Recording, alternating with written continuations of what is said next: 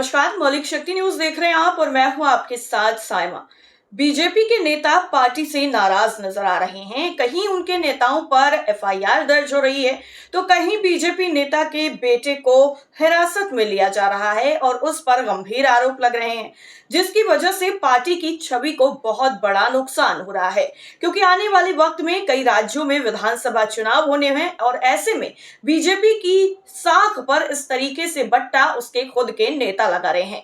तो क्या कुछ है पूरा मामला और किन किन नेताओं पर आरोप लगा है और कौन से नेता पार्टी से नाराज बताए जा रहे हैं, सब कुछ आपको आज की खबर में पॉइंट टू पॉइंट बताते हैं।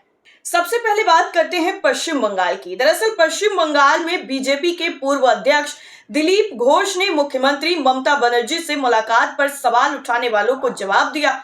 घोष ने कहा है कि भाजपा में कुछ लोग जो बाहर से आए हैं वो बीजेपी पर कब्जा करना चाहते हैं। घोष ने ये बड़ा बयान तब दिया जब उनसे ममता बनर्जी से मुलाकात के बाद बीजेपी के कुछ नेताओं की प्रतिक्रियाएं सामने आई। दिलीप घोष इसी महीने बीजेपी की कार्यकर्ता रिंकू मजूमदार से विवाह संबंध में बंधे हैं। आपको बता दें कि बंगाल बीजेपी के प्रमुख और केंद्रीय मंत्री सुकांत मजूमदार के साथ तमाम बड़े नेताओं ने शादी करने पर बधाई भी दी थी, लेकिन टीएमसी से बीजेपी में आए शुभेंदु अधिकारी ने शुभकामनाएं व्यक्त नहीं की। बंगाल में बीजेपी के सबसे सफल अध्यक्ष रहे दिलीप घोष ने कहा कि बीजेपी के वरिष्ठ नेताओं को दरकिनार कर दिया गया है। लाखों कार्यकर्ता बेकार बैठे हैं, वो चुनाव में भी काम नहीं करते हैं, वो बाहर भी नहीं निकलते हैं।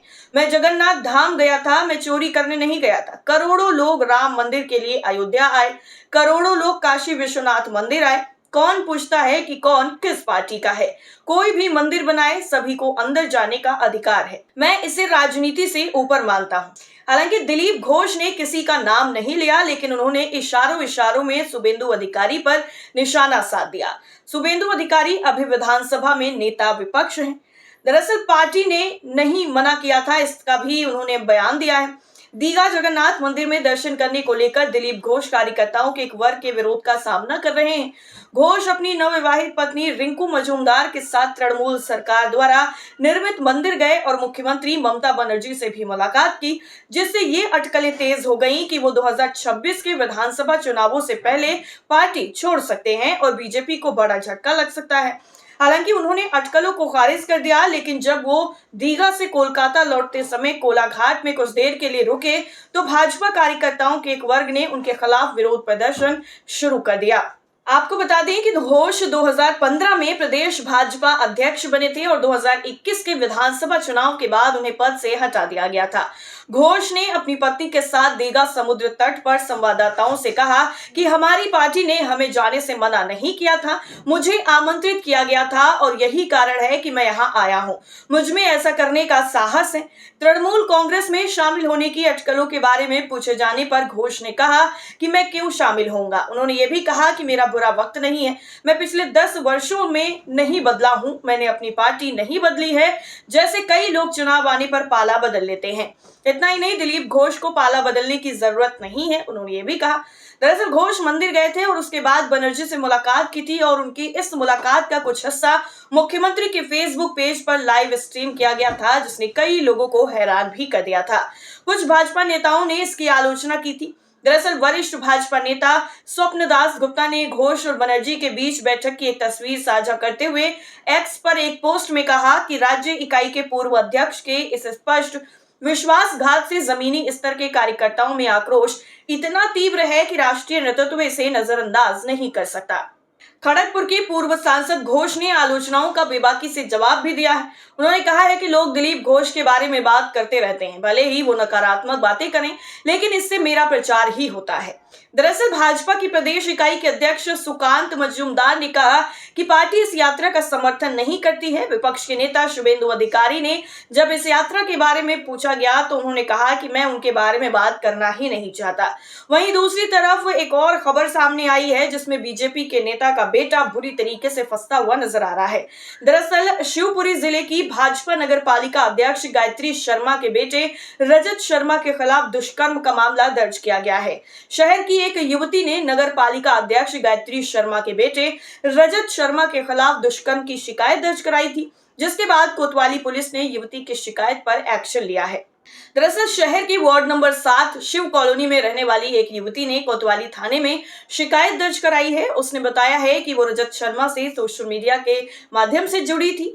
फिर हमारी दोस्ती आगे बढ़ी और हमारी फोन पर बात होने लगी। 20 अगस्त 2023 को युवती की मुलाकात रजत से पहली बार हुई। उसी समय रजत ने युवती से शादी के लिए प्रपोज किया। युवती ने कहा कि रजत ने मुझसे कहा कि मैं तुमसे शादी करना चाहता हूं और बाद में मुझसे फिजिकल रिलेशन बनाने की डिमांड भी की थी। इतना ही नहीं, युवती ने आगे ये भी बताया है कि वो शादी करना चाहता था, इसलिए हम दोनों के बीच में सहमति से कई बार फिजिकल रिलेशन भी बने थे। युवती ने यह भी बयान दिया है कि हम दोनों की सहमति से रजत ने शारीरिक संबंध की वीडियो भी बनाई थी। वो वीडियो मेरे पास मौजूद है। मेरे और रजत के संबंध के बारे में मैंने अपने घर पर भी बताया था। मेरे माताजी और बहनें शादी के लिए तैयार भी थे। रजत के घर भी सबको पता था। युवती का आरोप ये भी है कि उसके बाद मेरे भाई मयंक को कैंसर हो गया था और फिर रजत ने बोला कि भैया ठीक हो जाएं, उसके बाद शादी कर लेंगे। लेकिन 10 मार्च 2025 को उसका देहांत हो गया। फिर मैंने रजत को बोला कि अब मेरा कोई नहीं है और तुम शादी कर लो, लेकिन वो बहानेबाजी करने लगा। पीड़ित युवती ने यह भी आरोप लगाया है कि शिवपुरी के कई नेताओं ने इस मामले में कार्रवाई न करने को लेकर राजीनामा करने का दबाव भी बनाया। युवती ने आरोप लगाया है कि उपाध्यक्ष के पुत्र ने उनसे शादी का झांसा देकर शारीरिक संबंध बनाए। युवती पूर्व में 3 बार एफआईआर कराने के लिए थाने आ चुकी थी, लेकिन हर बार वो बिना एफआईआर कराए वापस घर लौट गई थी। आपको यहाँ पर यह भी जानना जरूरी है कि शिवपुरी विधानसभा क्षेत्र से विधायक रही और पूर्व खेल मंत्री यशोधरा राजे सिंधिया जब शिवपुरी विधानसभा क्षेत्र से विधायक थी, तब उनकी ही पसंद के आधार पर नगर पालिका अध्यक्ष गायत्री शर्मा को अध्यक्ष के रूप में पार्षदों ने चयनित किया था और इस चयन के दौरान भाजपा की अंदरूनी राजनीति और गुटबाजी के कारण नगर पालिका अध्यक्ष का चुनाव विवादों में भी रहा था।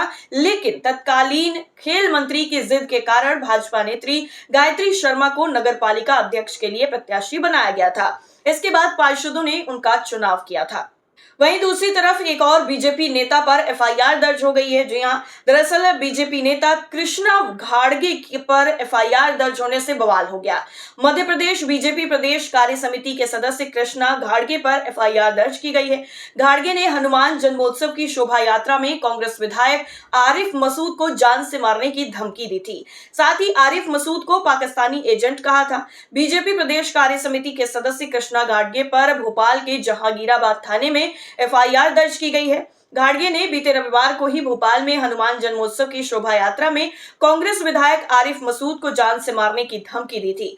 आरिफ मसूद के करीबी और ब्लॉक कांग्रेस कमेटी जहांगीराबाद के अध्यक्ष यशवंत यादव ने बताया कि विधायक को कृष्णा घाड़गे ने एक चल समारोह में जान से मारने की धमकी दी थी। उन्होंने पूरे मुस्लिम समुदाय को धमकी दी और बदनाम करने की बात भी कही थी। इसे लेकर एफआईआर दर्ज कराई गई है।